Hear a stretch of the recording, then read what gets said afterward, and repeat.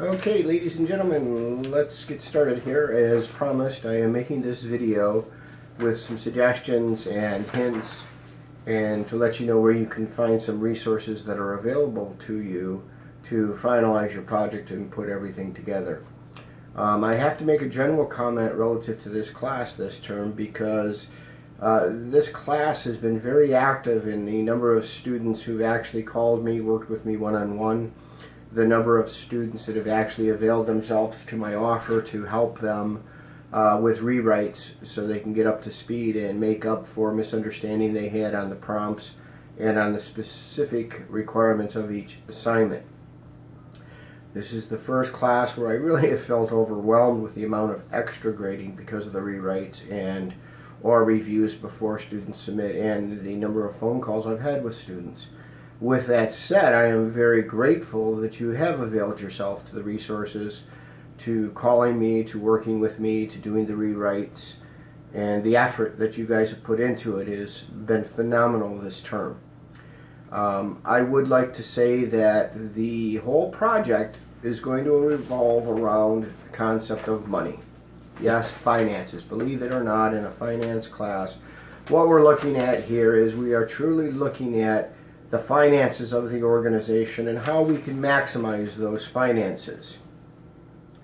So with that said, when you look at the milestones, each milestone and the final project, a mistake many have made and have necessitated the need for rewrites is that you don't look at the overview and prompts and rubric together in unison. Each one cannot stand alone.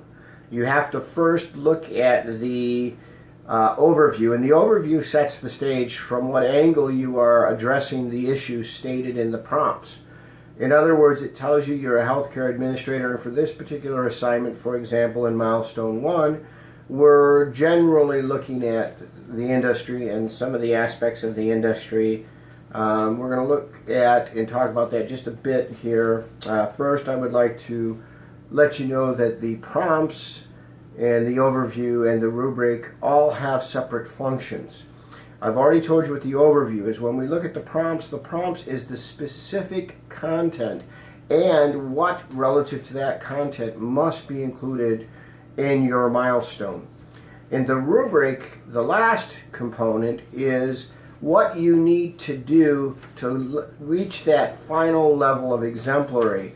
And if you look at the rubrics, you will note if you just give me a very basic and you discuss the required content, but you don't go that extra mile, you don't have the research, you don't have the arguments or support backing it up, you're not going to get to that higher level.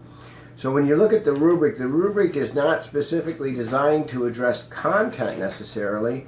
It's to tell you if you deliver the content requested and required in the prompts and from the angle required in the overview, and you cover it to this degree and to this level, this is what grade you will get. So you need to read all three in unison.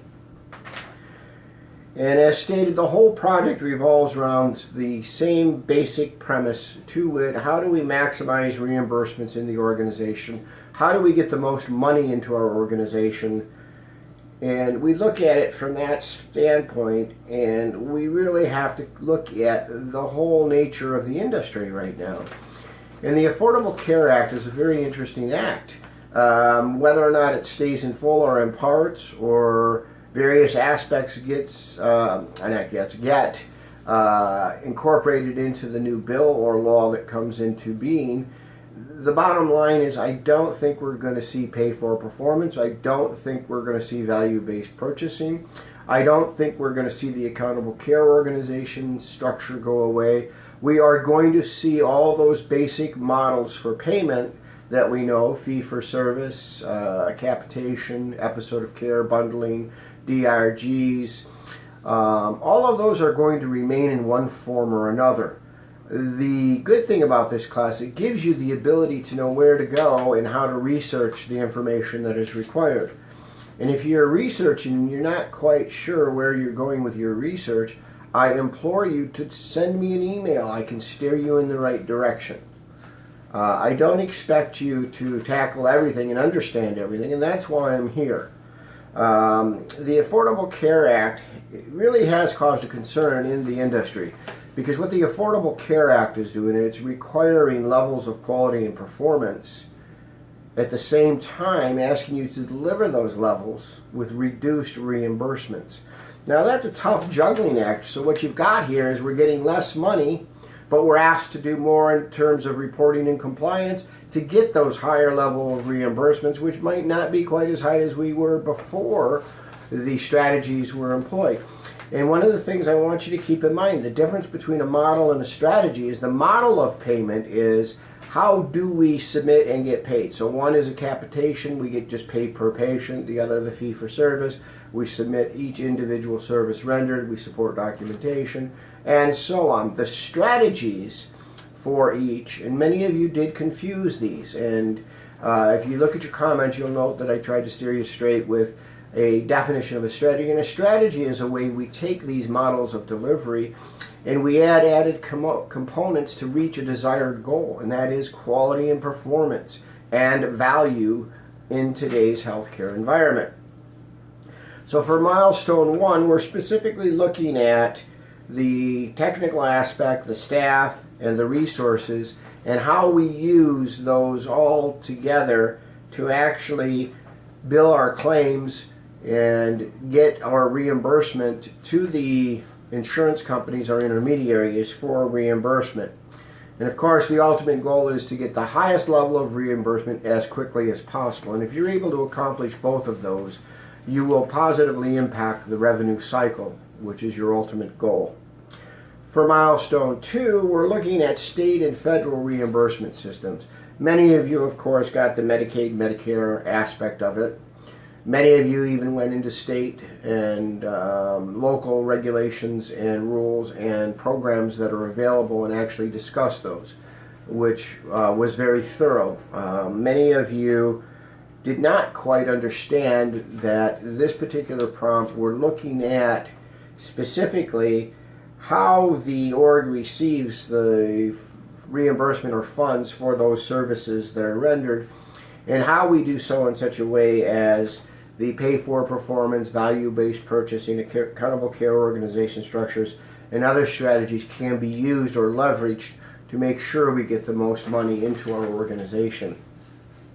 And then, of course, milestone 3, many of you, and you're not alone, if you didn't quite understand that, yes, Medicare, Medicaid are third-party payment systems, but I also, in the author of the course, intended that you look at the private carriers.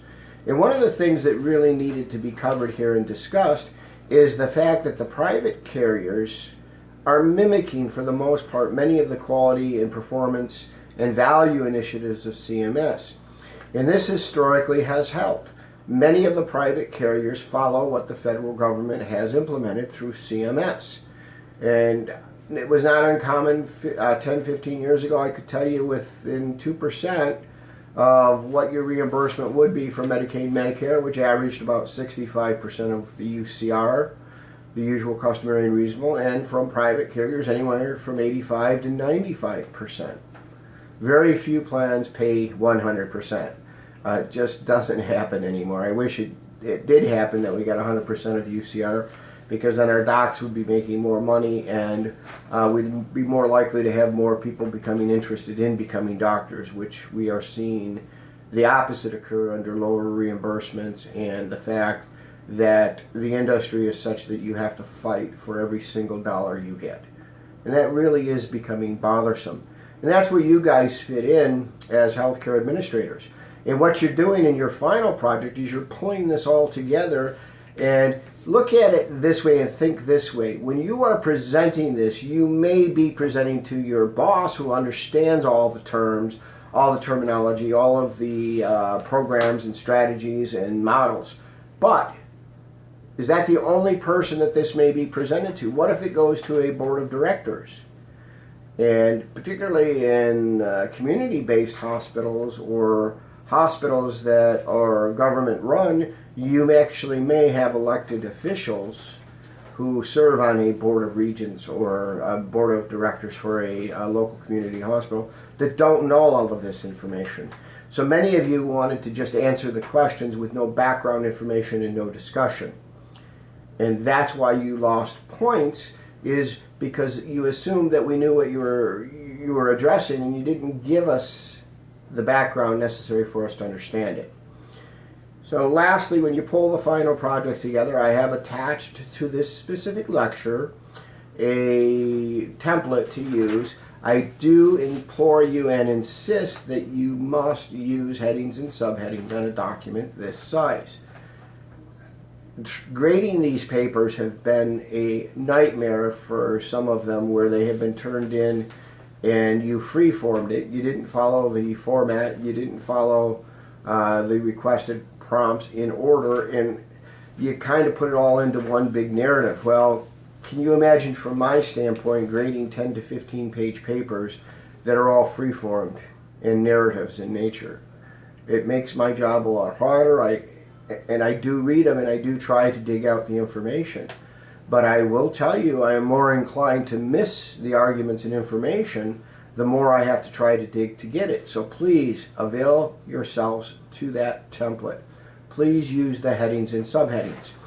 And I also would ask that you go back and look at some of the previous information I provided in video format. I am attaching the writing video again. You can go back to, I believe it was last week or the week before, I gave you the PowerPoint presentation with some hints on how to do your intro, your conclusion, how to maximize and leverage tools that are available to you. Again, please review those. Like I said, I'm very happy that many of you have availed yourself. It did put a little more burden on me, but I don't mind it, because again, my goal is that each and every one of you comes out ahead in this class with a better understanding. And believe it or not, one of my ulterior goals and motives in this class is that I come out with a better understanding because of the research, because of your thought processes, and because of the information that you have presented to me.